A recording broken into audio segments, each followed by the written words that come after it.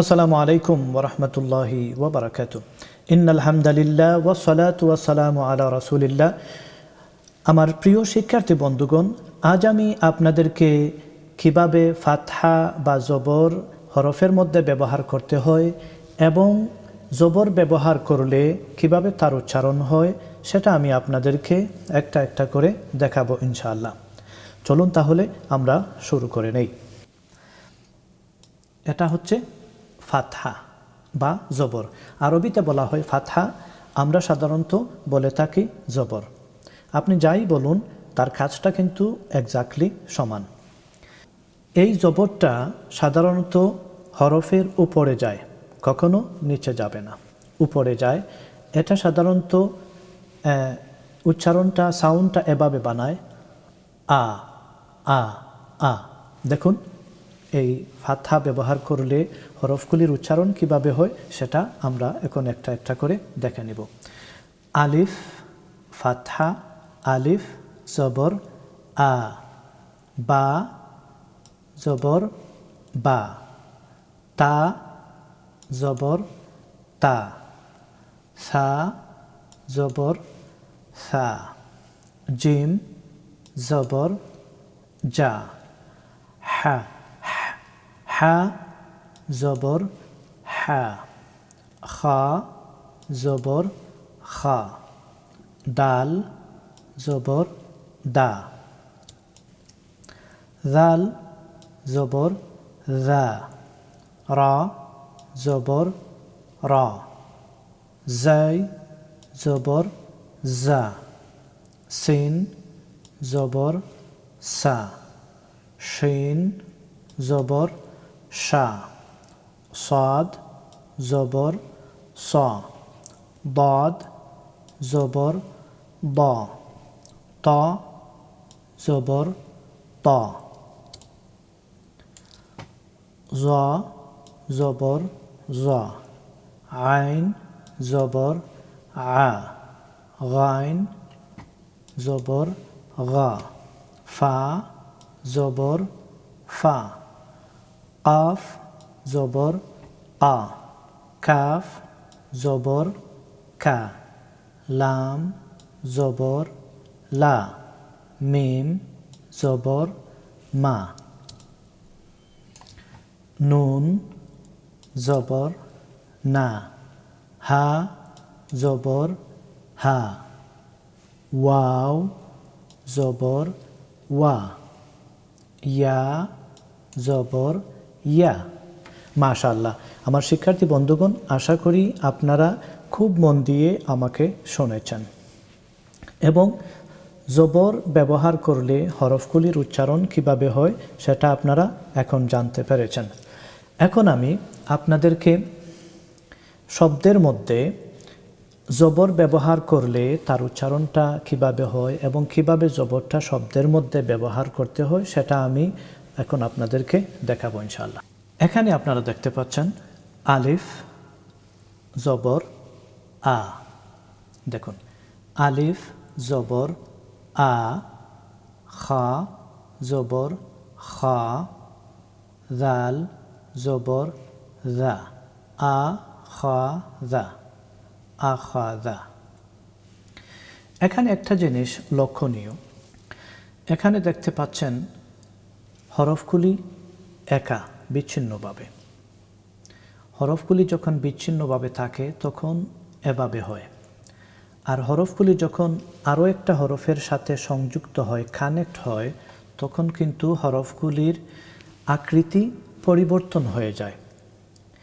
আমি সেই পরিবর্তিত আকৃতি আমি লেসন নাম্বার 3-তে প্রত্যেকটা হরফের যে 3টা করে আকৃতি রয়েছে, শেপ রয়েছে, সেটা আমি আপনাদেরকে দেখিয়েছি। সেটা যদি না দেখে থাকেন তাহলে আমি স্ট্রংলি অনুরোধ করব আপনারা সেটা দেখে নেন আগে, তারপরে এটা আপনাদের জন্য বুঝতে অত্যন্ত সহজ হবে।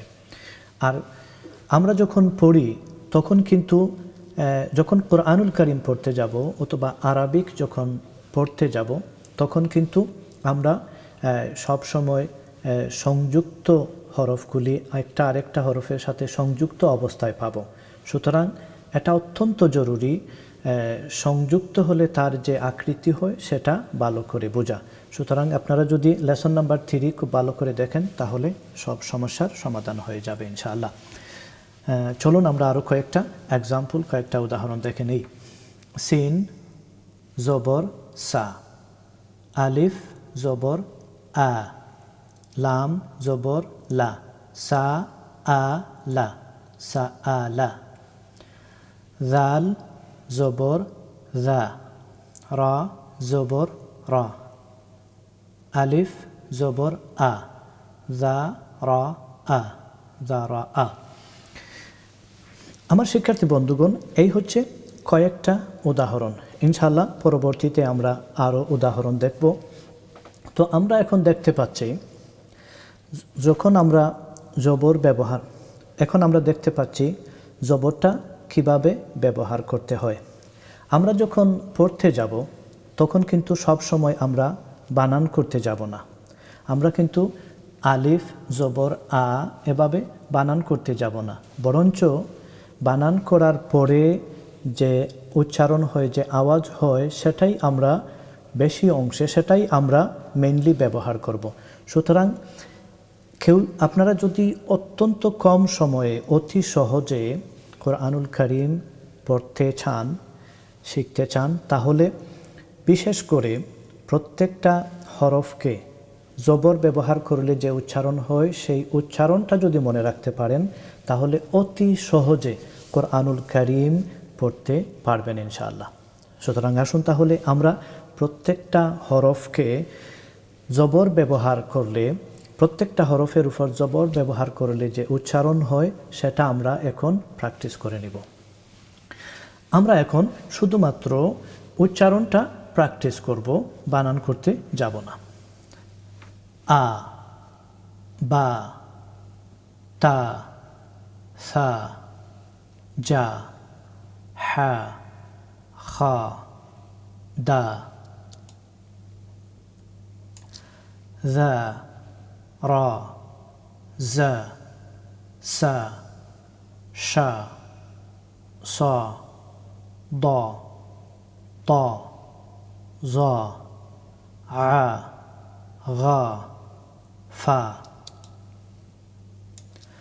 কা, কা, লা, মা, না, হা, ওয়া, ইয়া। মাশাআল্লাহ আমার প্রিয় শিক্ষার্থী বন্ধুগণ, আশা করি আপনারা আমার সাথে প্রত্যেকটা হরফ জবর ব্যবহার করলে যে উচ্চারণ হয় সেই উচ্চারণটি আপনারা আমার সাথে প্র্যাকটিস করেছেন।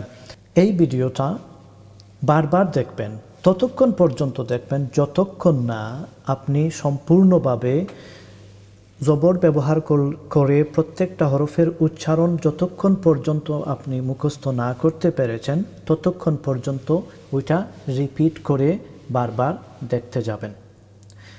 এটা যদি আয়ত্ত করতে পারেন তাহলে আগামী পর্বে যখন যাবেন, যখন পড়তে যাবেন, তখন আপনাদের জন্য অত্যন্ত সহজ হয়ে যাবে ইনশাআল্লাহ। আগামী পর্বে জের ব্যবহার করে হরফগুলির যে উচ্চারণ হয় সেটা আমি আপনাদেরকে একটা একটা করে দেখাবো। সেই পর্ব দেখার আমন্ত্রণ জানিয়ে এখানে শেষ করছি। জাযাকুমুল্লাহু খাইর। আসসালামু আলাইকুম ওয়া রাহমাতুল্লাহি ওয়া বারাকাতুহু।